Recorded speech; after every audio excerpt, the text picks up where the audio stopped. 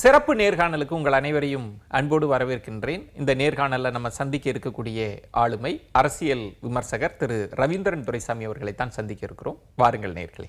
வணக்கம் ரவீந்திரன் துரைசாமி. வணக்கம் ஜெயன். அவ்வப்போது தமிழக அரசியல் சூழல் இது பற்றியெல்லாம் நம்ம பேசிகிட்டு இருக்கோம். நம்ம பேசிக்கொண்டிருக்கக்கூடிய இந்த தருணத்தில் நிறைய முக்கிய நிகழ்வுகள் அப்படின்னா அதிமுக சைடு நிறைய நடந்திருக்கு. செங்கோட்டையன் விவகாரமாக இருக்கலாம், தினகரன் பேட்டி கொடுக்கறதா இருக்கலாம். அதெல்லாம் தாண்டி இப்போது மனோஜ் பாண்டியன் ஓபிஎஸ் அணியில் ரொம்ப முக்கியமான ஒரு ஆளாக இருந்தார். அவர் போய் திமுகவில் சேர்ந்துருக்கிறார். இந்த நிகழ்வை எப்படி நீங்கள் பார்க்குறீங்க?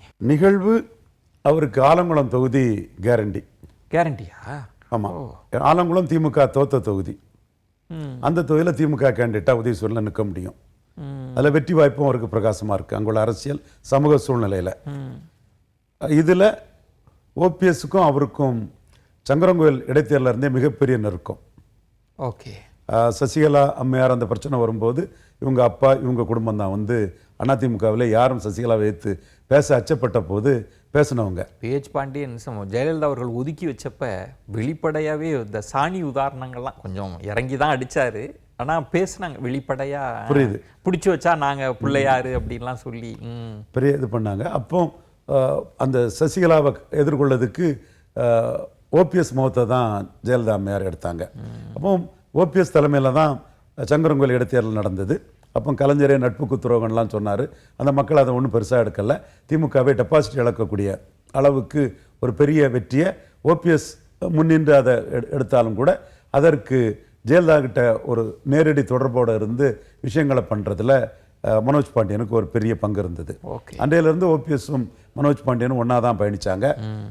தெளிவாக வந்து ஓபிஎஸோட ஒரு லாயலிஸ்டாக தான் அவங்க அரசியல் நடவடிக்கைகளை மனோஜ் பாண்டியன் அமைச்சுக்கிட்டு இருந்தார். அதுக்கு காரணம் வந்து சசிகலா எதிர்ப்பு. ஓகே. அதற்கு பிறகு அதிமுகவில் ஒரு 2ஆம் கட்ட தலைவருக்கு ஒரு நினைவிடம் அமைக்கணும்னா பிஹெச் பாண்டியன் தகுதியானவர் தான், ஒரு நிமிர்ந்து நின்ன ஒரு தலைவர் தான். எம்ஜிஆர் காலத்தில் இருந்தே பல விஷயங்கள் அது சபாநாயகரோட அதிகாரத்தை காட்டுறதுக்கு முத்திர பதிச்சவர் தான். ஜானகினியில் அவர் மட்டுமே ஜெயித்தா அதெல்லாம் தெரியும். அப்போ கோவிந்த பேரில் அவங்க குடும்ப இதில் ஒரு பெரிய நினைவிடம் வந்து ஓபிஎஸ் முன்னின்று நடத்தி அதை செய்து காட்டினார் ஓபிஎஸ் அவர்கள். என்றாலும் இன்னைக்கு அவர் ஓபிஎஸ் முடிவெடுக்கிறதுக்கு முன்னாடி இவர் முடிவெடுத்து போகிறாருன்னா எம்எல்ஏ டிக்கெட் கேரண்டி. எனக்கு நான் கேள்விப்பட்ட வரையில் ஓபிஎஸ் கிட்ட நேரில் சந்தித்து அவரோட பிளஸிங்ஸை வாங்கிக்கிட்டு நான் இது பயணிக்கிறேன். ஏன் இவ்வளோ அவசரமாக ஏன் போகணும்? இப்போ நிறைய விஷயங்கள்லாம் அதிமுகவில் போயிட்டுருக்கு. ஏன் போய் சேர்ந்துடுறாரு அங்கே? அதிமுக அரசியலுங்கிறது நெல்லை மாவட்டத்தில் ஆலங்குளம் தொகுதியில் இனிமேல் எடுபடாதுங்கிற முடிவுக்கு அவர் வரார். எடப்பாடி பழனிசாமியை ஆலங்குளம் மக்கள் ஏற்றுக்க மாட்டாங்க. ஓகே.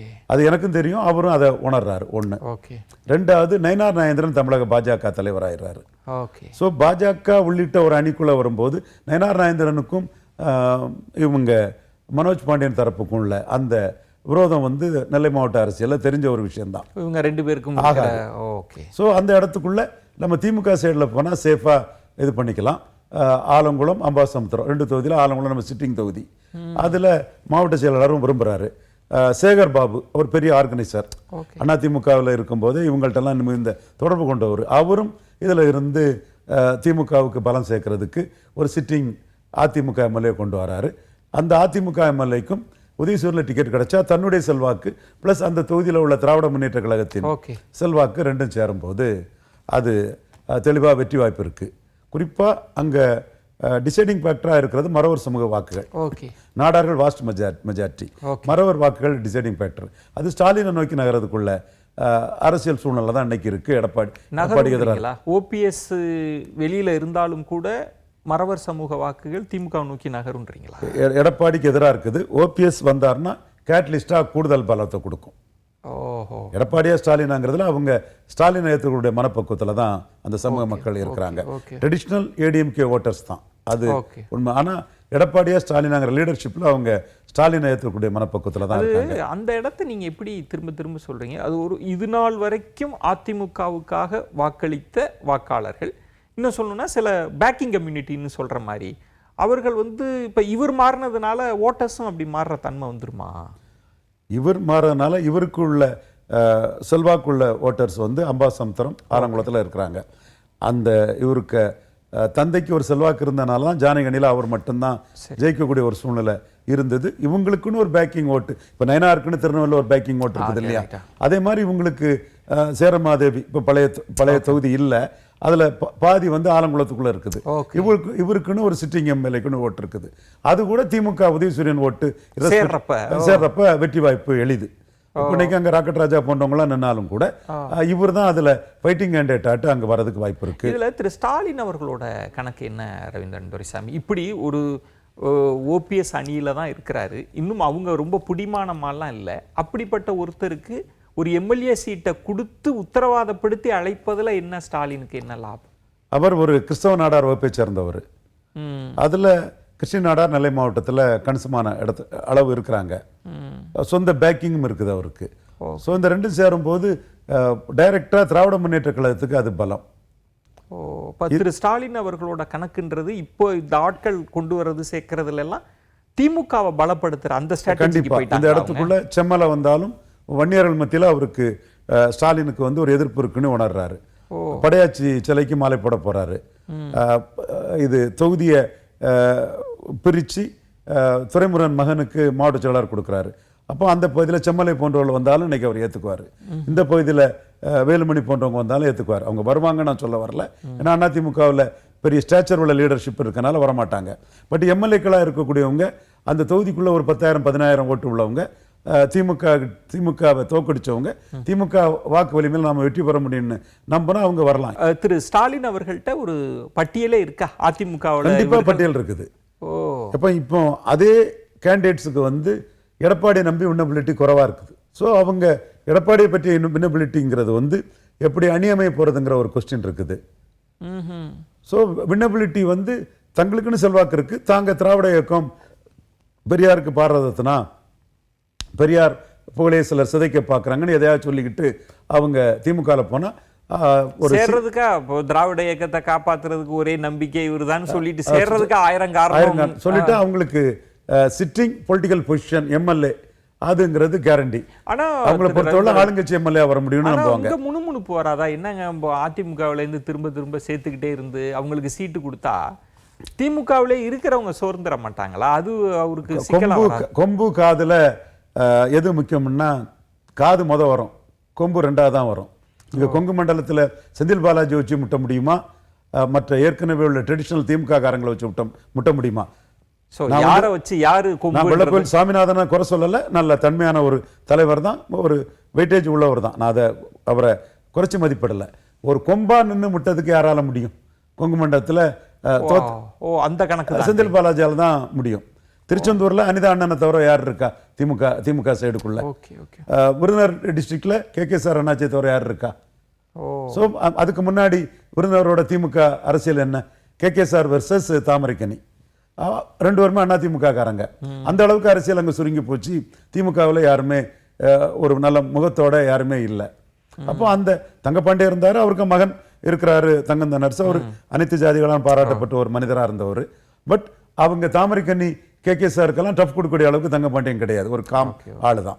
ஸோ அந்த இடத்துக்குள்ள ஒரு கே சார் வந்தாருன்னா அது என்டையர் டிஸ்ட்ரிக்ட்டுக்கு அவங்களுக்கு யாரு வலிமையா இருக்கிறாங்களோ பயன்படுத்திப்போம். அந்த மாதிரி புதுக்கோட்டை டிஸ்ட்ரிக்ட்ல காங்கிரஸ் அதிமுக தான் ரகுபதி வந்திருக்கிறாரு. சென்னைக்குள்ள திமுக ஸ்ட்ராங்கா இருந்தாலும் கூட ஆர்டி சீதாபதி போன இடத்துல சேகர்பாபு வந்து இன்னைக்கு ஸ்ட்ராங்கா நிற்கிறாரு. நீங்க சொல்றதை பார்த்தா திரு செம்மலை அவர்களுக்கு எல்லாம் திமுகவில் வந்து ஒரு பெரிய நல்ல டிமாண்ட். கண்டிப்பா செம்மலை எல்லாம் ஸ்டாலின் விரும்புறாரு. அவர் தான் அந்த மண்டலத்துக்குள்ள தான் ஒரு ராஜ்யசபா வரலாம், ஒரு மூத்த அதிமுக தலைவருங்க அந்த சென்டிமெண்டோட எடப்பாடி கிட்ட பயணிக்கிறார்.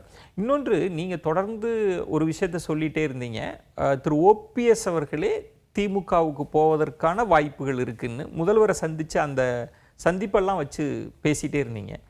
ஓபிஎஸ்ஏ போக போறாருன்னா ஏன் மனோஜ் பாண்டியன் அவருக்கு முந்தி போறாருன்றது? ஓபிஎஸ் போறதுக்குள்ள வாய்ப்புகள் மிக பிரகாசம். மனோஜ் பாண்டியனை பொறுத்தவரை ஒரு ஆஃபர் வருது. இப்போ அந்த ஆஃபர் அக்செப்ட் பண்ணி போறது எதிர்கால அரசியலுக்கு நல்லதுன்னு எந்த ஓபிஎஸ்க்கு பின்னாடி ஒரு போகணுமோ அவர்கிட்டே தகவலை சொல்லிக்கிட்டு அவர் டிஎம்கேல சேர்ந்திருக்கிறார். ஸோ ஓபிஎஸ் இன்னமும் உங்களுக்கு நம்பிக்கை இருக்கு அவர் போறதுக்கான வாய்ப்பு? கண்டிப்பா ஓபிஎஸ் டிஎம்கே ஆப்ஷன் தான் ஓபிஎஸ்க்கு வந்து இருக்கிறதுல பெட்டர் ஆப்ஷனாக வரும். இதை தாண்டி அந்த பொதுச் செயலாளர் செல்லாது நீ வந்து இவருக்கு 50-50 கிடைக்கக்கூடிய ஒரு சூழ்நிலை வந்தாதான் இதோட பெட்டர் ஆப்ஷன். அது வந்து நமக்கு ரொம்ப அரசியல்ல இப்படி அதெல்லாம் நம்பி நீங்க அதான் ரொம்ப தூரத்துல உள்ள ஒரு விஷயம். அது எதிர்பார்க்க முடியாது. ரெட்டலையே தடை இல்லாம கொடுத்துட்டு இருக்கிறாரு எடப்பாடி பழனிசாமி. அவருக்கு பிஜேபிக்காரங்க தங்கள் லாபத்துக்கு தான் அரசியல் பண்ணுவாங்க. அப்போ அவங்க லாபத்துக்கு அதிக சீட்டு வாங்கிக்கிட்டு எடப்பாடி கூட அவங்க செட்டில் ஆகி போயிட்டாங்கன்னு சொன்னா ஏற்கனவே என்டிஏ விட்டு பிரிஞ்சு போன ஓபிஎஸ்க்கு எந்த ஒரு பிடிமானமும் இருக்காது. இப்போ அவரை வந்து ஸ்டாலின் மதிக்கிறாரு. ஸ்டாலின் கிட்ட ஒரு டிசம்பருக்கு மேல ஸ்டாலினோட இணைஞ்சு பயணிக்கிறது தான் ஓபிஎஸ்க்கு கரெக்டா இருக்க முடியும்.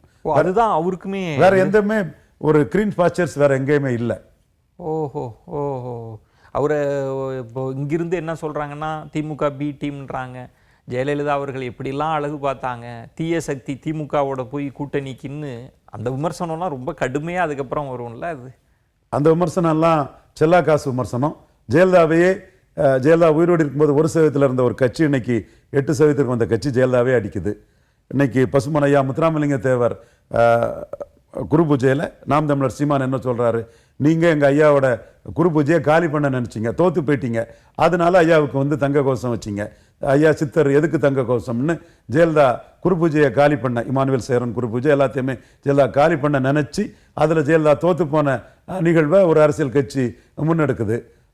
வீரப்பனை என்கவுண்டர் பண்ணதை இன்னைக்கு பெருமையாக நீங்கள் பேசுறீங்களான்னு ஒரு அரசியல் கட்சி கேட்குது.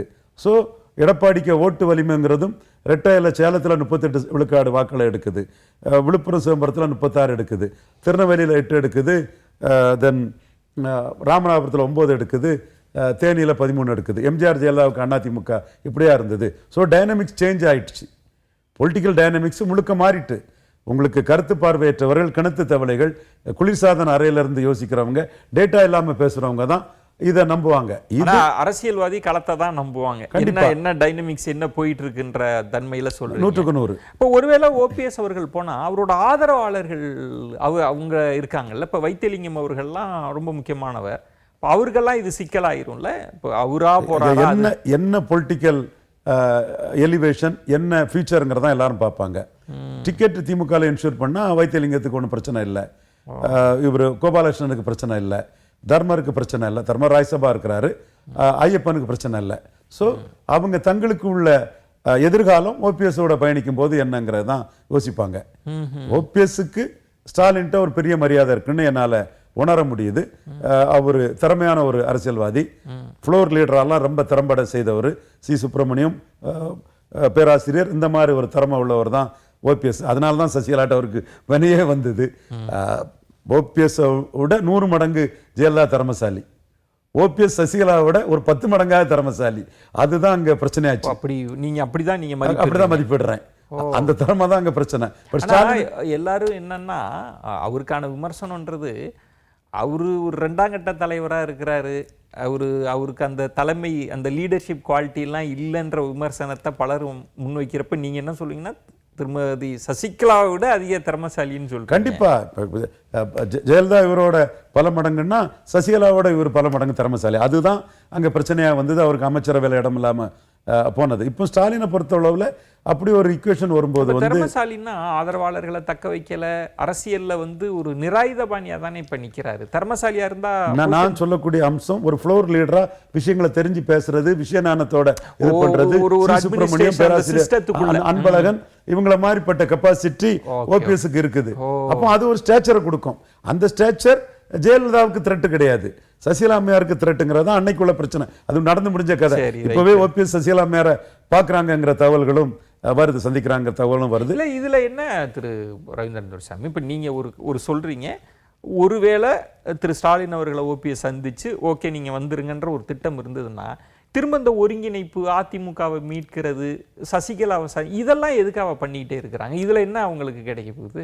அரசியல்ல ஒரு டெஸ்டினேஷனை அடையணும்னா மூவ்ஸ் அண்ட் கவுண்டர் மூவ்ஸ்ங்கிறதுல அவருக்கு என்ன லாபம் நமக்கு என்ன லாபங்கிறத பார்த்து தான் எல்லா அரசியலுமே நகரும். இப்போ வேற ஆப்ஷனே இல்லாம அதுதான் ஆப்ஷன் சொன்னா take it or leave it offer தான் கிடைக்கும். ஒரு இன்னொரு ஆப்ஷன் இருந்தாதான் நம்ம எதிர்பார்க்கக்கூடிய ஆப்ஷன்ல நமக்கு ஒரு மரியாதை கிடைக்கும், நம்ம கூட உள்ள 4 பேருக்கு அங்க சீட்டு வாங்கி கொடுக்க முடியும். ஓபிஎஸ் ஸ்டாலினுக்கு ஓகே தான், அதில் எந்த பிரச்சனையும் இல்லை, அவருக்கு ஒன்றும் நெகட்டிவ் இல்லை, எல்லா ஜாதியும் அவரை ஏற்றுக்கூடக்கூடிய ஒரு தன்மை இருக்குது. காரணம் நாமெல்லாம் வந்து சசிகலாவை எதிர்த்தோம் தென் மாவட்டத்தில் இருந்து. பட் அவர் வரும்போது இவர் காமராஜ் மாதிரி பெரிய தலைவராக வருவார், ரிசைன் பண்ணாமல் இருந்தாருன்னு உங்கள் நிகழ்ச்சியில் கூட நான் பல முறை பேசியிருக்கிறேன். ஸோ அந்த இமேஜ் எல்லாம் இருக்கக்கூடிய அவர் ஸ்டாலினுக்கு ஒரு பலம் தான்.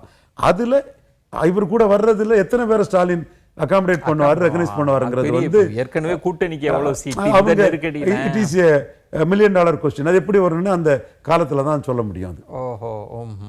ஆனா ஓபிஎஸ் அவர்களுக்கு இந்த ஆப்ஷன் ரொம்ப முக்கியமானதா இருக்கும். ஓபிஎஸ் ஆப்ஷனுக்கு பெஸ்ட் ஆப்ஷன் மு.க. ஸ்டாலின் தலைமை ஏற்கிறது தான் பெஸ்ட் ஆப்ஷன். திரு செங்கோட்டையன் விவகாரத்துல அவர் அதுக்கு ஒருவேளையில் அவருக்கு அதிமுக சென்டிமெண்ட் இருந்துன்னு சொன்னா அந்த மாதிரி யாரும் செய்யறதில்லை. He has to quit politics தான். அது மாதிரி யாரும் அந்த அரசியல்வாதம் செய்யறதில்லை. அப்படி பார்த்தா தெரியல. பார்த்தா வேற நீங்க அரசியல் இருந்து நான் ஒதுங்கி எடப்பாடி ஆப்ஷன் அவருக்கு ஆப்ஷனே இல்லை. எல்லாத்துக்கும் மேல அவரே செய்யாத ஒரு தவறுக்கு வந்து அவரு சூழ்நிலையால தண்டிக்கப்படுறாரு. அது எனக்கு என்னன்னு தெரியுது. அந்த தண்டனை தான் அவர் கடைசியில் என்டிஏ விட்டு வெளியே வேண்டிய ஒரு சூழ்நிலை அவருக்கு உருவாச்சு. என்ன பிரதமர் கோவத்துக்கு ஆளாயிட்டு. எஸ் எஸ் எஸ் தெரியுது. பிரதமருக்கு பிடிக்காத ஒருத்தரோட அவருன்னு நீங்க தொடர்ந்து பூடகமா சொல்றீங்க. உண்மை அதுதான். ஸோ அந்த இடத்துக்குள்ள இருக்க ஆப்ஷன் வந்து மீண்டும் ஒரு எலிவேஷன், ஒரு பழைய அந்தஸ்துக்கு போகக்கூடிய ஒரு ஆப்ஷனுங்கிறது அப்போ ஸ்டாலின். மேலும் அவருக்கு அவரை இதே யாரையும் கவிழ்க்க முயற்சி பண்ணாதவர், சார்ந்து நின்று பழக்கப்பட்டவர், யாரையும் சதி பண்ணி கவிழ்க்க முயற்சிக்காதவருங்கிற ஒரு இதுவும் பரதன்னு ஜெயலலிதாவை பாராட்டப்பட்ட ஒரு தன்மை இருக்குது. ஸோ இது எல்லாமே ஸ்டாலின் அவருக்கு சூட் ஆகும். திரு செங்கோட்டையின் விவகாரத்தில் ஒரு கட்டத்துக்கு இதற்கு முன்பே கூட தினகரனை சந்திச்சாருன்னு ஒரு செய்தியெல்லாம் வந்தது. சென்னைக்கு வந்தாருன்னொன்னே செங்கோட்டையனே எல்லா தொலைக்காட்சிக்கும் தொலைபேசியில் வந்து நான் அப்படிலாம் சந்திக்கவே இல்லை அப்படின்லாம் சொன்னார். அப்புறம் வெளிப்படையாகவே ஓபிஎஸ் அவர்களோட போய் தேவர் குரு பூஜைக்கு போகிறாங்க. அது கட்டாயம் போனாங்கன்னா ஒரு கட்சியை விட்டு தூக்குவார்ன்றது தெரிஞ்சாதான் இதெல்லாம் செய்ய முடியும். இதெல்லாம் தெரிஞ்சே தான் செய்கிறாரா? கண்டிப்பாக தெரிஞ்சு தான் செய்கிறாரு. எடப்பாடி தலைமையில் மீண்டும் அதிமுக ஆட்சிக்கு வராதுன்னு செங்கோட்டையன் 100க்கு 100 உறுதியாக நம்புகிறாரு. பல அரசியல் களங்கள் பல தேர்தல்களை பார்த்தவர். மேலும் தன்னை கட்சிக்குள்ளே வச்சுட்டு இருந்தால் 26க்கு மேலே அவருக்கு எதிரான ஒரு லீடர்ஷிப் ஆட்டு தான் வருவேங்கிறதுக்காக தன்னை எடப்பாடியே என்டர்டெயின் பண்ண மாட்டாருங்கிறதும் செங்கோட்டையன் உணர்றாரு. சும்மா கட்சியில் வச்சுக்கிட்டே அப்படியே விட்டுருவாங்கன்னு நினைக்கிறேன். உணர்றாரு. டிக்கெட்டு கூட கொடுக்காம அடிச்சிடலாம். அப்போ அதில் அவருக்கு வந்து இதை ஆர்கனைஸ் பண்ணி ஒரு இதாட்டி எல்லாரும் சேர்றது, எந்த வகையில் சேர்றது, எப்படி சேர்றதுங்கிறதெல்லாம் பெரிய ப்ராப்ளம் இருக்கும்போது ஐயா பசும்பொன் முத்துராமலிங்க தேவரையாவோட குரு பூஜை வாராது வந்த மாமனே அவங்களுக்கு சேர்ந்தது. இதை பிடிச்சிக்கிட்டு கப்புன்னு இது பண்ணி தேவரையாவோட இதில் 3 வாரம் கலந்துக்கிட்டு ஆண்டி எடப்பாடி இதாட்டு பண்ணிட்டாங்க. முகலத்தோர் கம்யூனிட்டியும் எடப்பாடிக்கு எதிராக இருக்கிறதுனால சசிகலா, டிடிவி, ஓபிஎஸ் விவகாரம் ப்ளஸ் 10.5 விவகாரம், இந்த 4 விவகாரத்திலும் எதிராக இருக்கிறதுல இது அதையும் சேர்த்து இவரும் பசுமொன்னுக்கு வந்து அதையும் மீண்டும் கூட கொஞ்சம் ஸ்ட்ரெங்தன் பண்ண மாதிரி செய்துக்கிட்டு தான் ஒரு மற்றவங்களுக்கும் ஒரு அணுக்கமான தலைவருங்கிறதையும் அவர் செங்கோட்டையன் காட்டிக்கிட்டார். ஆனால் திரு செங்கோட்டையன் ரொம்ப நிதானமாக அளந்து தான் பேசக்கூடியவர். முதல்ல தான் எப்படி ஓரங்கட்டப்படுகிறோம், நான் எந்த அளவுக்கு எம்ஜிஆர் விசுவாசின்னு சொன்னவர் மெல்ல மெல்ல அட்டாக்கிங் மோடுக்கு நகர்றார். திரு இபிஎஸ் ரொம்ப கடுமையாக A1 கொடநாடு விஷயத்தில் A1ன்னு சொல்கிறாரு. அதான் இபிஎஸ் அவர்கள் இப்படிப்பட்டவராக என் பக்கத்தில் உட்காந்துருக்கிறாரு, இவ்வளோ வன்மத்தோடு இருக்கிறாரு என்ன. அடுத்து வந்து இவர் குடும்பமே ஆட்சி அதிகாரத்தில் தலையீடு இருக்குது அப்படின்னு அவர் தன்மைக்கு மாறா அட்டாக் பண்ணுற மாதிரி இருக்குல்ல. அரசியலில் எதிரினி வந்த பிறகு எதிரி மேலே எல்லா ஆயுதத்தையும் தூக்கி வீசிட வேண்டியதுதான். எந்த ஆயுதம் படுதோ படட்டு. அதில் அதுக்கு பிறகு போரணி வந்த பிறகு அதில் சென்டிமெண்ட் பார்க்கக்கூடாது, ஜாதி பார்க்கக்கூடாது. அப்போ இங்கே ஜாதிய ரீதியாக டிடிவி அட்டாக் பண்ணலாம், மற்றவங்க அட்டாக் பண்ணலாம். இவர் ஜாதிய ரீதியாக எடப்பாடி அட்டாக் பண்ண முடியாது. ஸோ அதை விட இறங்கி கிராப் பராட்டு உன் குடும்பம் கிராப் பண்ணதுக்கு நிற்கிறாங்கிறது அட்டாக்கை மகன் மருமகன் அந்த மாதிரிப்பட்ட உறவினர்கள் இதை வச்சு இவங்களோட தலையீடு தொடர்பாக இது வரைக்கும் யாருமே சொல்லலை. இவர் தான் அதை முதல்ல பப்ளிக்ல இது யாருக்கும் தெரியாது. ஆனா அவரோட மகன் மிதுன் பழனிசாமி தலையிடுறாங்கிறது வந்து தலையிடுகிறார் என்பது வந்து அரசியல் வட்டாரத்தில் பலருக்கும் தெரிஞ்ச ஒரு உண்மை. அப்போ இது முதல்ல அரசியல் வட்டாரத்தில் இது ஏற்றுக்கொள்ளப்படும் அவருடைய குற்றச்சாட்டு. பப்ளிக்ல அது இல்லை, அவர் வந்த பொறுப்புலையும் இல்லை, எதுவும் இல்லை. அது வெளிப்படையா வந்தது இல்ல, மேடையில இல்ல. தந்தைக்கு குற்றச்சாட்டை பொதுவெளியில யாரும் வைக்கல, திமுக கூட வைக்கல. தந்தைக்கு மகன் உதவக்கூடாதுன்னு சொல்ல முடியாது. அதை நான் வந்து கண்ணை மூடிக்கிட்டு அதை நான் தவறுன்னு சொல்ல மாட்டேன். பட் அவரோட அரசியல் தலையீடு இருக்கு. சில முடிவுகளை எடுக்கிறதுல இபிஎஸ்க்கு லாயலானவங்களை ஐடென்டிஃபை பண்றது, அந்த மாதிரிப்பட்ட இதுல மகன் இருக்கிறாருங்கிற ஒரு குற்றச்சாட்டை இவர் வைக்கிறாரு. இது முதற்கட்டம். அந்த தலையீடு இருக்குங்கிறது அதிமுக சர்க்கிளுக்குள்ள தலைவர்கள்ட்ட மத்தியில் அதுக்கு ஒரு தாக்கம் இருக்கும். அதில் ஒரு சின்ன தாக்கம் இருக்கும். இதில் நீங்கள் இப்போ அண்ணாமலையோட ஸ்டேட்மெண்ட்டை வந்து நீங்கள் தொடர்ந்து சொல்லுவீங்க. அதிமுகன்றது வந்து 2 சமூகங்கள் கொண்ட கட்சியாக பிரிஞ்சு போச்சு அப்படின்ற மாதிரிலாம் அண்ணாமலை சொல்கிறாருலாம் நீங்கள் சொல்லுவீங்க. அப்படி ஒரு வேளை அப்படி பிரிஞ்சு இருக்கிற ஒரு சூழலில் இப்போ தென் மாவட்டத்தில் இபிஎஸ் அவர்களுக்கு எதிர்ப்பு இருக்குன்னு இப்போ நீங்களே பதிவு செய்கிற இந்த காலகட்டத்தில் செங்கோட்டையன் வந்து இபிஎஸ் அவர்களுக்கு எதிராக பேசுறது மேற்கு மண்டலத்தில் அவருக்கே பாதிப்பை ஏற்படுத்திடுறாங்க. அந்த சமூக மக்களை என்னங்க நீங்க இந்த நேரத்தில் அவருக்கு கை கொடுக்காம போய் எடுத்துக்கிட்டு நிக்கிறீங்க? எந்த ஒரு சமூகமும் ஹோமோஜினியஸ் என்டிட்டி இல்லை, ஹெட்ரோஜினியஸ் என்டிட்டி தான். இதுல செங்கோட்டையனை நீண்டகால ஜெயலலிதா எம்ஜிஆர் விசுவாசியை நீக்கிட்டாருங்கிறதுல கவுண்டர்கள் மத்தியிலேயுமே வந்து ஒரு டிஸ்கேட்டனிங் உருவாகும். ஓகே, நீங்க சொல்லக்கூடிய இதுவும் வரும். எடப்பாடிக்கு சிஎம்ஆ இருக்க வாய்ப்பு இருக்கிறது, இவர் ஏன் கெடுக்கிறாருன்றது ஒரு பெருமிதமா பார்க்கறவங்க வரும். நம்ம உண்மையான நிகழ்வை மறைச்சிக்கிட்டு பேசக்கூடிய தன்மை நமக்கு கிடையாது, அதுவும் இருக்கும். பட் இதுவும் அந்த இடத்துக்குள்ள தெளிவாகவே இருக்கும். இதுல நீங்க முக்குலத்தோர் விஷயத்துல கூட மக்களவை தேர்தலில் அனைத்து மக்களவை தொகுதிகளிலும் ரெட்டலைக்கு எதிராக தான் முக்குலத்தோர் வாக்களிச்சாங்க. ஆனா ஒரே ஒரு தொகுதியில் மட்டும் Hindu consciousness is coupled with caste கான்சியஸ்னஸ்ன்னு முக்குலத்தோர் வந்து ஆதரவா வாக்களிச்சாங்க. அது சிவகங்கை தொகுதியில் ஒரு செட்டியார் சமூகத்தை சேர்ந்த, நகரத்தார் சமூகத்தை சேர்ந்த ஒரு காங்கிரஸ் வேட்பாளர் வந்து பெரிய வெற்றியை பெறாரு. அங்க என்டிஏ சார்பா ஒரு யாதவ் சமுதாயத்தை சேர்ந்த ஒரு வேட்பாளர், அங்க இருக்கிற தட்பவெப்ப ஏத்த மாதிரி நாம் தமிழர் கட்சி சார்பா ஒரு அகமுடையார் சமூக வகுப்பை சேர்ந்தவர் இருக்கிறார். இபிஎஸ் சார்பா ஒரு கள்ளர் வகுப்பை சேர்ந்தவர் இருக்கிறார். ஒன்லி கள்ளர் கேண்டிடேட்னு அவருக்கு தென் மாவட்டங்கள்லாம் மோசமா ஓட்டு எடுக்கும்போது அவருக்கு ஒரு மரியாதைக்குரிய ஓட்டு அவருக்கு கிடைக்குதுன்னா அந்த இடத்துக்குள்ள லோக்கலா அதை பண்றாங்க. அப்போ இதே லோக்கல் அணுகுமுறை வந்து செங்கோட்டையன் சென்ட்ரிக்கா ஈரோடு டிஸ்ட்ரிக்ட்லயாவது கண்டிப்பா இருக்கும். அவருக்கான இருக்கும். ஓஹோ. இதுல இப்ப தேர்தல் ஆணையம் லீகல் ஃபைட்ன்றது நமக்கு தெரியும், அதுக்கு முடிவே கிடையாது, என்னைக்கு முடிவு வரும்னு தெரியாது. திரும்பவும் ஒரு தேர்தல் ஆணையத்துக்கு கடிதம் எழுதுறாரு. கிட்டத்தட்ட ஓபிஎஸ் அவர்களோட வாதத்தை வலு சேர்க்கிற மாதிரி இந்த அதிமுக உண்மையான அதிமுகவே கிடையாது, இபிஎஸ் தலைமை வகிக்கிறது அப்படின்னு சொல்லிடலாம். இது என்ன இது சும்மா போட்டு வச்சுக்கலாம் ஒரு டோக்கன் மாதிரியா? அதாவது இதற்கு உள்ள ஒரே காரணம் 4 வாரத்துக்குள்ள பொதுச் செயலாளருங்க தான் முடிங்கன்னு நீதிமன்றத்துக்கு ஐயா எடப்பாடி பழனிசாமி அணுகுனாங்க. அவங்க அணுகி 12 வாரம் ஆகுது. நீதிமன்றம் தேர்தல் ஆணையத்துக்கு மேண்டேட்டரியா இதை செய்யுங்கன்னு எந்த ஒரு ஆர்டரையும் கொடுக்கல. அப்போ தேர்தல் ஆணையத்துக்கு கையில அதிமுக பொதுச் செயலாளர் தேர்வு சம்பந்தப்பட்டு முடிவெடுக்கக்கூடிய ஒரு அதிகாரம் இருக்குது. அது நீதிமன்றமே எடுக்கலாம்னு சொல்லிட்டாங்க. அதை அவங்க எப்படி யூட்டிலைஸ் பண்ண போறாங்கிறது தான் பெரிய கேள்விக்குறி.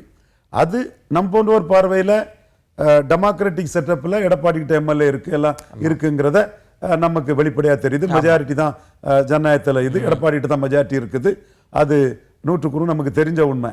ஆனால் டெக்னாலஜிஸ் அடிப்படையில் சைத துரைசாமி போன்றவங்கலாம் சொல்லக்கூடிய அந்த டெக்னாலஜிஸ் அடிப்படையில் ஏதாவது அட்வர்ட்ஸா எடப்பாடிக்கு வந்துருமோங்கிற அச்சம் எடப்பாடிக்கு இருக்குது. மீண்டும் சொல்றேன், மெஜாரிட்டி எடப்பாடி கிட்ட தான் இருக்குது. சம் டெக்னாலஜிக்கல் கிளாஸ்ல ஏதாவது பண்ணிடுவாங்களோ, ப்ரொசீஜரல் இர்ரெகுலாரிட்டின்னு ஏதாவது சொல்லி பண்ணிடுவாங்களோங்கிற ஒரு எண்ண ஓட்டம் இருக்கு. ஏன்னா நீங்க ஆனா இந்த இடத்த பாருங்க, இப்போ ஒருவேளை பாஜக தனிச்சு இருந்ததுன்னா கூட அந்த அந்த அச்சத்தை பலரும் பேசலான்னு வைங்க. ஏன்னா தேர்தல் ஆணையம் பாஜகன்னு எல்லாம் ஒன்றா வச்சு பேசுறதுனால அந்த யூகத்தின் மீதே என் கேள்வியை வைக்கிறேன். இப்போ பாஜக இருக்கு, இபிஎஸ்ஸுக்காக பல விஷயங்களை அவங்க விட்டு கொடுத்து, அவங்க கூட்டாளிகளை கூட விட்டு கொடுத்து இபிஎஸ் கரத்தை பிடிக்கிறாங்க. அப்படி இருக்கிறப்ப தேர்தல் ஆணையத்தின் மூலம் அவருக்கு ஒரு நெருக்கடி வர வாய்ப்பு இருக்குன்னு நினைக்கிறீங்க? அந்த நெருக்கடி வரதுக்குள்ள வாய்ப்புகள் குறைவுன்னு தான் நானும் கருதுறேன்.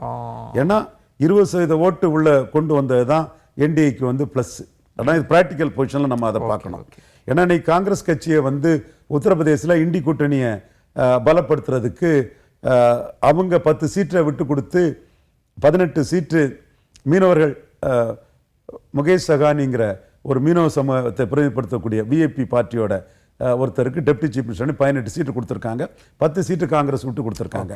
அதே மாதிரி தமிழ்நாட்டிலையும் காங்கிரஸ் வந்து இவங்க முக ஸ்டாலின்ட்ட நீங்கள் ஓபிஎஸ், டிடிவி, தேமுதிக, பாமக, விஜய் அவங்க ரூட்டில், காங்கிரஸ் ரூட்டில் யார் உள்ள வந்தாலும் இந்தியா கூட்டணியை பலப்படுத்துறதுக்கு நாங்கள் எங்க சீட்டை குறைக்க தயாருங்கிறத காங்கிரஸ் வந்து ஸ்டாலின்ட்ட உறுதி கொடுத்துருக்குறாங்க. அதன் அடிப்படையில் தான் அந்த சோடங்கருங்கிற காங்கிரஸ் தலைவர் வந்து கூட்டணி நாட்டு நலனுக்காக தேவை, அதிக சீட்டு வாங்குறத தலைமை முடிவு பண்ணோம்னா தலைமை புதுசாக கட்சிக்கு வந்தால் பீகார் மாதிரி குறைக்கிறதுக்கும் தயாராக இருக்கிறாங்க. அப்படிப்பட்ட ஒரு சூழ்நிலைக்குள்ள இந்த 20% ஓட்டு உள்ள வர்றதுங்கிறது, மக்களவையிலே வராத ஓட்டு உள்ள வர்றதுங்கிறது ஆன்டி என்டிஏ போல்சஸை வந்து காங்கிரஸ் பலப்படுத்தும் போது, இந்த 5 கட்சிகளையும் ஸ்டாலினுக்கு தலைமையில் கொண்டு வர்றதுக்கு பலப்படுத்தும் போது, ப்ரோ என்டிஏ போல்சஸை பலப்படுத்துறதுக்கு எடப்பாடிக்கு 20% ஓட்டு ரொம்ப முக்கியம். பட் அந்த டீல் எப்படிங்கும் போது அண்ணாமலை எடுத்த 11.4க்குள்ள சீட்டை வாங்கணுங்கிறதான் பாஜகவுக்கு நோக்கமாக இருக்கும். ஏன்னா அவங்களோட அரசியல் நிகழ்வு 2024 பாராளுமன்றத்தை மையம் வச்சு தான் அவங்க நகர்வாங்க. அப்போ ஒரு கணிசமான சீட்டை 2 ரெட்டலைக்கு ஒரு தாமரைங்கிற அளவுக்கு ஒரு கணிசமான சீட்டை வாங்கினாதான் பாஜக 29 இங்கே ஏதாவது சாதிக்க முடியும். அல்லது 2 பேரும் கைவிட்டுட்டு தெருவில் நிற்காத ஒரு சூழ்நிலை பாஜக. அதுக்கு சீட்டுக்கு பயன்படுத்திக்க வாய்ப்பு, அதுக்கு என்னென்ன ஆயுதங்கள் உண்டோ அவ்வளோத்தையும் அவங்க பயன்படுத்துறதுக்கான சூழ்நிலை உண்டு. செங்கோட்டையன் அவர்கள் இந்த பிரச்சனை எல்லாம் போனப்ப திருமிகு நிர்மலா சீதாராமனை சந்திச்சாங்க, டெல்லியில் அமித்ஷாவை சந்திச்சதெல்லாம் சொன்னாங்க. ஆனால் ஏதோ பாஜக பயன்படுத்திட்டு அவரை விட்டுட்ட மாதிரி ஒரு தன்மை, ஒரு விமர்சனம் இருக்கே, அப்படி சொல்றாங்களே. நிச்சயமா பாஜக அவங்களோட தமிழ்நாடு நோக்கங்கள் வந்து ஒரு கிராஸ் பர்பஸில் பல இடங்களில் நடந்ததாக தான் நம்ம பார்க்குறோம். இதுவரை அவங்க தமிழ்நாடு தன்மைக்குள்ள அண்ணாமலை எடுத்த 11.4% வாக்குன்னு ஒரு சாதனையை தவிர அவங்க எதுவுமே தமிழ்நாட்டுக்குள்ள ஜெயலலிதா அம்மையார் இறந்த பிறகு சாதிக்க முடியல. ஆர்கே நகரில் இந்துத்துவ வாக்குகளை நிரூபிச்சிருக்கணும். உள்கட்சி குழப்பத்தில் தமிழிசையை காலி பண்ணுறேன்னு பாஜகவை காலி பண்ணி விட்டுட்டாங்க. அதற்கு பிறகு அவங்க ஆட்டி படைக்கிறோம் அது இதெல்லாம் சொன்னால் ஒரு 5 சீட்டு, அதுவும் முக்குலத்தோர் சசிகலா தினகரன், அன்னை சசிகலாவுக்கு ஸ்டாச்சர் பெருசு, அவங்க ஏரியாவுக்குள்ளே ஒரு 4 சீட்டு கொடுத்துக்கிட்டு தோக்கும்னு 4 சீட்டும், ஒரு கோயம்புத்தூரில் ஒரு சீட்டும் கொடுத்து 5 சீட்டோட எடப்பாடி பழனிசாமி கண்டெயின் பண்ணிட்டார். அதற்கு பிறகு சட்டமன்ற தேர்தலில் பாமகவுக்கே 23 தான் கொடுத்துருக்கேன்னு 20ஓட கண்டெயின் பண்ணிட்டாப்புல. இதுவரை பாஜக மெட்டீரியலாக தமிழ்நாடு அரசியல் களத்துக்குள்ள ஜெயலலிதா அம்மையார் இறந்த பிறகு எதுவுமே சாதிக்கலை. ஒரே ஒரு சாதனைங்கிறது சீட்டு வரலன்னாலும் ரெட்டை இலக்கத்தில் அண்ணாமலை 11.4 எடுத்தது தான் சாதனை. இதை விட்டுக்கிட்டு எடப்பாடி கிட்ட விட்டுட்டு போனால் பாஜக முழுக்க க்ளோஸ் ஆகி போகும். 29லையும் மோடி பிரதமருங்கிறதுக்கு உள்ள அரசியல் களத்துக்குள்ள பாஜக பலகீனப்பட்டு நிற்கும். ஸோ இந்த இடத்துக்குள்ள நாம எடப்பாடியோட அளவு உயரத்தை ஒரு இருமுனை அரசியல் ஓட்டிசே பைப்போலர் பொலிட்டிக்ஸ்ங்கிறத தாண்டி ஸ்டாலின் பெரிய உயரத்தில் இருக்கிறாரு. பாஜக எடப்பாடி பழனிசாமிக்கு தவிர்க்க முடியாத சக்தி என்கிற அளவுக்கு சீட்டை வாங்கணும்னு பாஜக நினைக்கிறாங்க. எவ்வளவு சீட்டு மனசுல வச்சிருக்கிறாங்க? மனசுல வச்சிருக்கிறது 67 சீட்டு இப்போ கேட்கணுங்கிற முடிவில் இருக்கிறாங்க. 67 அவங்களோட மாவட்டங்கள் 67. ஸோ ஒரு மாவட்டத்துக்கு ஒரு சீட்டுன்னு 67 சீட்டு கேட்கணுங்களா உறுதியா இருக்கிறாங்க. ஏன்னா அந்த இடத்துல நாங்க மோடி பிஎம்ஓவுக்கும் அமித்ஷா நட்டா சந்தோஷம் கொடுத்த புள்ளி விவரங்களும் அவங்க வந்து அதை பெருசா பாக்குறாங்க. 67 சீட்டு கிளைம். அவங்க என்ன பாக்குறாங்கன்னா நம்ம 5 சீட்டோட நின்று போனோம். ஏன்னா அன்னைக்கு வந்து 2.7% தான் தமிழிசை அம்மையார் தலைமையில் எடுத்திருந்தோம். 40 சீட்டு இந்திய ஜனநாயக கட்சிக்கு, தேவநாதன் கட்சிக்கு 20 சீட்டு கொடுத்து கண்டஸ்ட் பண்ண முடியாத நிலைமையில தான் இருந்தோம். அதில் 5 எம்பி சீட்டுக்குள்ள தான் கடைசியாக நடந்த தேர்தலில் இருந்தனால வாங்க முடிஞ்சது. எடப்பாடியை நீங்க தனிச்சு நின்னுங்கன்னு சொல்லும்போது இதையும் தாண்டி ஆர்கே நகர் அவமானம் இதெல்லாம் சேர்ந்து 5 சீட்டுக்குள்ள அன்னைக்கு நிறுத்திச்சு. அதற்கு பிறகு அதை தொடர்ந்து வந்த சட்டமன்ற தேர்தலில் அதே அணியில் இருக்கும்போது 20 எம்எல்ஏக்குள்ள நிறுத்திட்டாங்க. இப்போ எடப்பாடி பழனிசாமி 20% போயிட்டார். அவர் வந்து ஜெயலலிதா அம்மையார் உயிரோடு இருக்கும்போது நோட்டா கீழே நாம் தமிழர்கிட்ட 4வது இடத்துக்கு போயிட்டாருன்னா அவருக்கு கோர் ஓட்டு தான் அங்கே பாதிச்சிருக்கு. அந்த அட்டவணை பிரிவு மக்கள், விஸ்வகர்மா சமூக மக்கள், மீனவர்கள் ஓட்டு தான் பாதிச்சு நாம் தமிழர் வந்து இவரை 4வது இடத்துக்கு தள்ள முடியுது. அதிமுக ஆட்சிக்கு வந்த முதல் மக்கள் தலைவர் எம்ஜிஆர் ஆட்சி அறிக்கையில அதிமுக கொண்டு வந்த புதுச்சேரியில இவர் 4வது இடத்துக்கு பிஎம் கேண்டிடேட் இல்லாத ஒரு கட்சியோட கீழே போயிட்டாரு. அப்போ அவர் பலகீனப்பட்டு மக்களவைக்கே வராதது தன்னை காப்பாத்திக்கிறதுக்கு, தன்னுடைய 2வது இடத்தை காப்பாத்திக்கிறதுக்கு உள்ள வந்திருக்கிறாரு. அப்போ பாஜக இந்த இடத்துக்குள்ள அன்னைக்கு 2019 இவர்கிட்ட கூட்டணி போவதுக்கு முன்னாடி இருந்த மாதிரி நோட்டா கீழே போன கட்சியோ அல்லது 2.7% கட்சியோ இல்லை. 11.4% கட்சி பாரிவேந்தர், ஏசி சண்முகம், ஜான் பாண்டியன், தேவநாதன் யாதவ் இவங்களோட உள்ள கட்சி. அப்போ இதற்கு உரிய சீட்டை தெளிவாக வாங்கணுங்கிறது தான் டெல்லி தலைமை இப்போ முடிவெடுத்துட்டாங்க. அதன் அடிப்படையில் தான் இப்போ பாஜக தலைமையும் எடப்பாடி கிட்ட தங்களுடைய காய் நகர்த்தலை செய்வாங்க. நிறைவா விஜய் அவர்கள் கிட்டத்தட்ட 4 முனை போட்டின்னு உறுதியாகி கரூர் துயரத்துக்கு பிறகு அது 3 முனை போட்டி ஆகுமா, பிள்ளையார் சொல்லி போட்டாச்சுன்ற எல்லாமே இருந்தது. ஆனால் விஜய் பேச்சை பார்த்தா அவர் அதில் உறுதியாக இருக்கிற மாதிரி தானே தெரியுது. அவர் தலைமையில் அப்படி தான் இருக்கிற மாதிரி தெரியுதுல்ல. அது பார்கெயின் பண்ணதுக்கு தன் தலைமைன்னு சொல்றாரு. நாளைக்கு வரக்கூடியதுலேயும் தன் தலைமை தான் முதல்வர்னு தான் பொதுக்குழுவில் அப்படிதான் பேசுவார். பட் அதற்குள்ள எண்ண ஓட்டம் அவருக்கே இல்லை, அதுக்குள்ள நோக்கம் அவர்கிட்ட இல்லை, அதுக்குள்ள இஷ்யூ அவர்கிட்ட இல்லை, அதுக்கு அவரே தயாராகல. ஒன்று, அவருடைய 2ஆம் கட்ட கட்சி தலைவர்கள் வந்து பல கட்சி மாறின சந்தர்ப்பவாதிகளாக இருக்கிறாங்க. அவங்களும் ஒரு கேண்டிடேட்டாக நின்றுக்கிட்டு 5 வருஷம் வெயிட் பண்ண தயாரில்லை. 3ஆம் கட்டத்தில் இருக்கக்கூடிய மாவட்ட தலைவர்கள் வந்து ஏற்கனவே ஒரு பிறந்த நாள் 214 இடத்துல கொண்டாடினதாட்டு கிளைம் பண்ணாங்க. எங்களோட டீம் சர்வேயில் நாங்கள் அசஸ் பண்ணி பார்த்ததில் 35 இடத்துக்கு மேலே கொண்டாடலைங்கிறத ஆரம்ப கட்டத்திலே நாங்கள் சொல்லிட்டு இருக்கிறோம். இப்போ வெளிப்படையாக எல்லாரும் பார்க்கக்கூடிய ஒரு விவகாரம், கரூர் விவகாரத்துக்கு அவங்க யாருமே ஒரு மாவட்ட லெவலில் அதை ஒரு பெரிய நிகழ்வாக கொண்டு போய் ஒரு லோக்கல் லீடர், ஒரு கேண்டிடேட் வெயிட் உள்ள ஒருத்தர் இருந்து அதை செயல்படுத்த முடியலை. இது எல்லாமே விஜய்க்கு தெரியும், தன்னை சுற்றி இருக்கவங்க எப்படிங்கிறது விஜய்க்கு தெரியும். அப்போ விஜயே நாம ஒரு மண்குதிரைங்கிற ஒரு குற்றச்சாட்டை, ஒரு விமர்சனத்தை விஜய் வைக்கும்போது தனக்கு பின்னாடி இருக்கிற மற்ற மண்குதிரைகளை நம்பியும் விஜய் தனித்து போட்டிங்கிற அந்த இதுக்கு வரமாட்டாருங்கிறது ஏற்கனவே அவருக்கு பிறந்த நாள் 35 இடத்தெல்லாம் கொண்டாடப்பட்டதுங்கிறத கண்டுபிடிச்ச நாள்ல இருந்தே நாங்கள் சொல்லிட்டு இருக்கிறோம். கரூருக்கு பிறகு எங்களோட கருத்தில் நாங்கள் ரொம்ப உறுதியாக இருக்கிறோம். விஜய்க்கும் இது தெரியும். தன்னை சுற்றிட்டு இருக்கவங்க சந்தர்ப்பவாதிகள், பல கட்சி மாறினவங்க, தன்னை வச்சு ஒரு அடையாளத்தை தேடக்கூடியவங்க தான், அல்லது அவங்களுக்கு வேற அடையாளம் கிடைக்காது. இவங்களை ஒரு டீமா நின்று இவங்களை நம்பி எல்லாம் ஃபைட் பண்ண முடியாதுன்னு விஜய்க்கும் தெரியும். பட் அவர் நடவடிக்கைகள் எல்லாமே தனக்கு ஒரு பெரிய க்ரௌட் புல்லிங் கெப்பாசிட்டி இருக்குது. இதை பயன்படுத்தி எடப்பாடி கிட்ட கணிசமான சீட்டை வாங்கணுங்கிறதான் அவரோட நோக்கம். ஆனால் இன்னைக்கு அவருக்கு என்ன சிக்கல்னா, பெருஞ்சர் அண்ணா பெருந்தகையை முன்னிறுத்தி தான், கடைசியா மக்கள் தலைவர் எம்ஜிஆரை முன்னிறுத்தி தான் அவர் தன்னுடைய 67, 77ன்னு சொன்னார். அண்ணா பெருந்தகை என்ன சொல்வாருன்னா, கொள்கை என்பது வேட்டி மாதிரி, பதவிங்கிறது துண்டு மாதிரி. அப்போ திமுகவை அகற்றிக்கிட்டு பதவிக்கு வர்றதை விட பாஜகவுக்கு எதிரான கொள்கையில உறுதியா இருப்போங்கிற அடிப்படையில் அவர் இன்னொரு ஆப்ஷனும் அவருக்கு ஓப்பன் ஆகுது. அந்த ஸ்பெஷல் இன்டென்சிவ் ரிவிஷனுக்கு அவர் எதிர்த்து அறிக்கை கொடுத்தது காரணமும், ராகுல் காந்தி கிட்ட பேசினது காரணமும், பீகார் விஷயத்தை திருச்சியில் கூட்டது காரணமும், ராகுல் காந்தி ரூட்ல இந்தியா கூட்டணியை பலப்படுத்தி கொள்கை எதிரி பாஜகவை வீழ்த்துறதுக்கான ஒரு முடிவும் ஒரு ஆப்ஷன் அவருக்கு இருக்குது. இன்னொன்று, சிபிஐக்குள்ள இருக்கிறதுனால அரசியல் எதிரிக்கு எதிராக கொள்கை எதிரி கூட போய் நின்னாலும் பரவாயில்லங்கிற இன்னொரு ஆப்ஷன் இருக்கு. இதுல கொள்கை எதிரி கூட நீங்க போனீங்கன்னா சினிமா அடிபட்டு போகும், அரசியல் அடிபட்டு போகும், எல்லாமே காலி ஆயிரும். எங்க அண்ணன் சிவாஜிக்கு நிலைமை உங்களுக்கு வந்துடும்.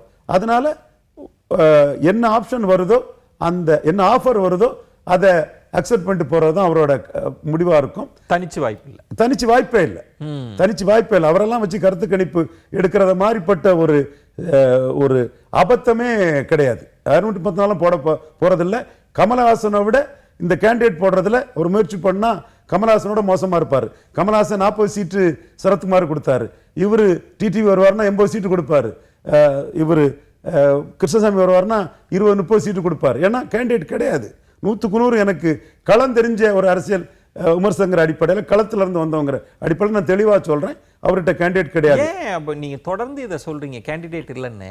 இப்ப அவங்க ரசிகர் மன்ற தலைவர்களுக்கு தான் பொறுப்பெல்லாம் கொடுத்துருக்காங்க. 214 பேர் பொறுப்பு கொடுத்தவங்களை போட முடியாதா என்ன? 214 கேண்டிடேட்டா இல்ல கட்சி? அவரோட சொல்வது யாருக்கும் எளிய, அறியவாம் சொல்லிய வண்ணம் செயல்ன்றீங்களா? அது ரொம்ப கஷ்டமான விஷயம். விஜயகாந்த் 214 போட்டாருன்னா அவர் எடுத்த எடுப்பிலே ஜாதி கட்சியோட கூட்டணி கிடையாதுன்னு டிக்ளேர் பண்ணிட்டு 214க்கும் தயாரானார். ஒரு கேள்வி, இப்போ விஜய் தரப்புல இருந்து என்ன சொன்னாங்கன்னா, திரு சீமான் போடுறாருலங்க, தொடர்ந்து தோத்தாலும் போடுறாருலங்க, நாங்க முதல்ல தான் களமாடுறோம், அவருக்கே தன்னம்பிக்கையோடு அவரே போடுறப்ப இவ்வளவு பார்த்தவர் ஏன் நாங்க போட மாட்டோமான்லாம் அவங்களை விமர்சிச்சு கேட்குறாங்களே. கண்டிப்பா அவங்க கேட்குற கேள்வியில நியாயம் இருக்கு. ஆனா சீமான மாதிரி 214 கேண்டிடேட்டை ஆர்கேனர்ல ரெட்டேலையும் உதயசூரியனையும் தூக்கி சாப்பிட்டு பெரிய ஹீரோவான தினகரனால போட முடியல.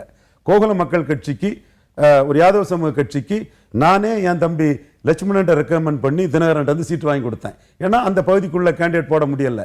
ஓ, கேண்டிடேட் போடுறதுன்றது பெரிய சிக்கல். அவர் வந்து துரோகிகளை எந்த சமூகம் ஏற்றுக்கொள்ள மாட்டாங்கன்னு எடப்பாடியை பேசினவர். எடப்பாடி கூட கூட்டணியில் இருந்த தேமுதிகவை எங்களுக்கு வன்னியர்களும் பாமகவும் தான் முக்கியம்னு வேண்டான்னு எடப்பாடி பழனிசாமி ஓரங்கட்டின தேமுதிகவுக்கு 60 சீட்டு கொடுத்தாரு. அதே மாதிரி கமலஹாசன் அவர் 39 எம்பி டிக்கெட் போட்டவர். நீங்க இவர் மக்களவையில் சிஏ எதிர்ப்புன்னு விஜய் சொல்லும்போது நீங்க அப்படியே உங்களுடைய எக்ஸ்ரே கண்ணாடியை வச்சு தாவேக்காவை வந்து ஸ்கேன் பண்ணி பாருங்க. அதுல எம்பி டிக்கெட்டுக்கு வெயிட்டேஜ் ஆட்டு ஒரு 4 பேர் இருப்பாங்களா? கமலஹாசன் 39 கிட்ட போட்டார். 1-2 தொகுதியில் போடல, காஞ்சிபுரம்லாம் போடல. அவரு கிட்ட ஒரு 10-15 பேர் வெயிட் ஆனவங்க, பணக்காரங்க, கல்வி அறிவு ஐஏஎஸ் ஆபீசர்ஸ், இப்போ தொழிலதிபர்கள்னு திருச்சி அங்கங்கெல்லாம் ஒரு 15 பேர்கிட்ட கமலஹாசன் தேர்வாங்க. 39 கிட்ட போட்டுட்டாரு. அதோட ஒப்பிட்டு பார்க்கும்போது எம்பி கேண்டிடேட்டே விஜய் கிட்ட வந்து கமலஹாசனோட ரொம்ப மோசமாக தான் இருந்தாங்க. எம்எல்ஏ கேண்டிடேட் இன்னைக்குள்ள லெவல்லையும் என்னோட பார்வைக்கு வந்து 40 பேருக்கு மேல இல்லைங்கிறதா என்னோட ஆணித்தரமான கருத்து. அதனாலதான் அவர் வந்து விஜயகாந்த் மாதிரி ஜாதி கட்சியோட கூட்டணி இல்லைங்கிற வார்த்தையை சொல்லல, கூட்டணிங்கிற ஒரு வார்த்தையை சொல்றாரு. அப்போ அவருக்கு 214 போட முடியாத ஒரு ஒரு எண்ண ஓட்டம் அவர் மனசுலே இருக்கு. இப்போ நீங்கள் சொல்கிறதுல 3 ஆப்ஷன் சொல்கிறீங்க. அவர் அதில் வந்து இந்தியா கூட்டணி அதை பண்ணுறதுக்கான ஒரு ஸ்பேஸ்னா அதுவும் ரொம்ப குறைவு தான் உங்களுக்கு. இல்லை, அது ஸ்டாலின் தயாராக இருக்கிறாரு, ராகுல் காந்தி தயாராக இருக்கிறாங்க, விஜய் தான் அதில் முடிவெடுக்கணும். ஆஃபர் என்னங்கிறது தான் அதில் பிரச்சனை. என்ன நீங்கள் இப்போ இந்தியா கூட்டணிக்குள்ளன்றது திமுகவும் சேர்த்து தான் சொல்கிறீங்களா? ஆமாம், திமுக தலைமையிலான கூட்டணி தான். அதுக்குள்ளே விஜய் வருவாருன்றீங்களா? ஸ்டாலின் அதை ஏற்றுக்க தயாராக இருக்கிறார். ஓ, அதனால தான் சீமான் சொல்றாருல, ஒரு ஆக்சிடென்ட் நடந்தால் டிரைவர் மேலே கேஸ் போடுவாங்க, ஸ்டேட் போலீஸும் போடலை, சென்ட்ரல் போலீஸும் போடலைன்னு 2 வரையும் அவர் அடிக்கிறாருல்ல. நான் என்ன புரிஞ்சிட்டேன்னா இந்தியா கூட்டணின்னு திமுக அல்லாத இந்தியா கூட்டணின்ற மாதிரி நான் புரிஞ்சு, அது பலம் நிரூபிக்காத விஜய் நம்பி எப்படி போவாங்க? ஓ, அப்போ அந்த ஆப்ஷன் ஒன்று இருக்கு அவருக்கு, விஜய்க்கே அது இருக்குன்றீங்களா மனசுக்குள்ள? திமுக விஜய் வந்து அந்த இடத்துக்குள்ள அரசியல் எதிர்கிட்ட காம்ப்ரமைஸ் பண்ணணும். அங்க காம்ப்ரமைஸ் பண்ணணும், அது அவர் தான் முடிவெடுக்கணும் அந்த இடத்துல. கொள்கை எதிரியா அரசியல்? அதான் நீங்க பேரறிஞர் அண்ணா பெருந்தகை முன்னிறுத்தி தானே சொல்றாரு. வேட்டியா துண்டான்னா பதவிங்கிற துண்டை தூக்கி போட்டுட்டு கொள்கைங்கிற வேட்டியை கட்டிக்கிட்டு நாங்க கொள்கை எதிரி பாஜக எதிர்ப்பு தான் முக்கியம், நாங்க சிஏ எதிர்த்தோம், வக்போர்டை எதிர்த்தோம், ஸ்பெஷல் இன்டென்சிவ் ரிவிஷனை எதிர்க்கிறோம், பாஜக எதிர்ப்புல தான் நாங்க திருச்சியில பேசணும், எங்களுக்கு கொள்கை எதிரியை வீழ்த்துறதான் முக்கியம்னு சொல்லிக்கிட்டு பேரறிஞர் அண்ணா பாதையில தானே போறாங்க. சோ அந்த பாதையில அவங்க நடைபோடலாம். சோ அந்த அதுக்கு ஸ்டாலின் கொடுக்க ஆஃபர் என்ன? அதுக்கு காங்கிரஸ் எந்த அளவுக்கு ஸ்டாலினுக்கு ஒத்துழைக்க போறாங்க? அதனால தான் ராகுல் காந்திக்கு இவருக்குள்ள இந்த நெகோசியேஷன் ஓடுது. ஸ்டாலின் அக்யூஸ்டா சேர்த்திருக்கலாம், சீமான் அதை தான் ஸ்டாலின் அக்யூஸ் பண்றாரு. திமுக ஒரு சாஃப்ட் இது கண்டிப்பா எடப்பாடி தான் எதிரி, விஜய் எதிரி இல்லைங்கிற நாங்க புரிந்து கொண்டதுன்றது விமர்சனங்கள்ன்றது. ஏன் அந்த சாஃப்ட் அப்ரோச்னா அவரை தனிச்சு நிக்க வைக்கலாம், ஏன் அவரை சீண்ட வேண்டான்ற ஒரு அணுகுமுறைன்ற மாதிரி பலர் சொன்னாங்க. தனிச்சு நிக்க வைக்கிறது வந்து திமுகவுக்கு லாபம் தான். அதுக்கு விஜய் எலிஜிபிளா காம்பிட்டண்டாங்கிறது வந்து பெரிய கொஸ்டின். அது ஸ்டேட் இன்டெலிஜென்ஸ் ரிப்போர்ட்டும் 40 தொகுதிக்கு மேல அவருக்கு கேண்டிடேட் இல்லைங்கிறது தான் ஸ்டேட் இன்டெலிஜென்ஸுக்கு ஸ்டாலின் கொடுத்தக்கூடிய ரிப்போர்ட். சென்ட்ரல் இன்டெலிஜென்ஸ் ரிப்போர்ட்டும் அவர்கிட்ட போதுமான கேண்டிடேட் இல்லைங்கிறதா ரிப்போர்ட். அது அரசியல் களத்தை ஆய்வு பண்ணக்கூடிய மற்றவங்களோட பார்வையும் இவர் வந்து எலிஜிபிளா கேண்டிடேட் போட்டுவிட மாட்டார். கமலஹாசனோட இதுல முயற்சி பண்ண மாட்டார். கமலஹாசனாவது முயற்சி பண்ணார், இவர் முயற்சியே பண்ண போலங்கிறதா என்னோட கருத்து. பண்ணினாலும் லெஸ் தான் கமலஹாசனா தான் இருப்பார். அப்போ ஒரே வாய்ப்புன்றது இப்போ நீங்க சொல்றதுல எல்லாமே என்ன முடிவெடுக்க போறாங்கன்னு தெரியல. நிறைய இதுல அதிமுக பாஜக அணிக்கு ஒருவேளை நான் அரசியல் எதிரிக்காக கொள்கை எதிரியை காம்ப்ரமைஸ் பண்றேன்னு போனா, இப்ப நீங்க தான் சொல்றீங்க 67 இடங்கள்னு, அது மினிமம் 50ன்னு கூட வைக்கலாம். பாஜக ரொம்ப கராரா இடத்துல இருக்கிறாங்கன்னா இவரை பாஜகவுக்கு மேல வைக்க போறாங்களா, பாஜகவுக்கு கீழே வைக்க போறாங்க? பாஜக கீழே தான் ஒரு வச்சு ஆகணும். அது சிக்கலா போயிடாது. அது அப்போ அவர் ரிட்டர்ன் தான் ஆகணும்.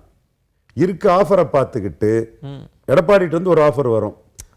ராகுல் காந்தி ரூட்ல ஸ்டாலின் முதல்வராக சொல்லதுக்கு ஒரு ஆஃபர் வரும். 2 ஆஃபர் அவருக்கு உறுதியா வரும். 2 ஆஃபர்ல எது பெற்றருங்கிறத அவர் தான் அக்செப்ட் பண்ணணும்.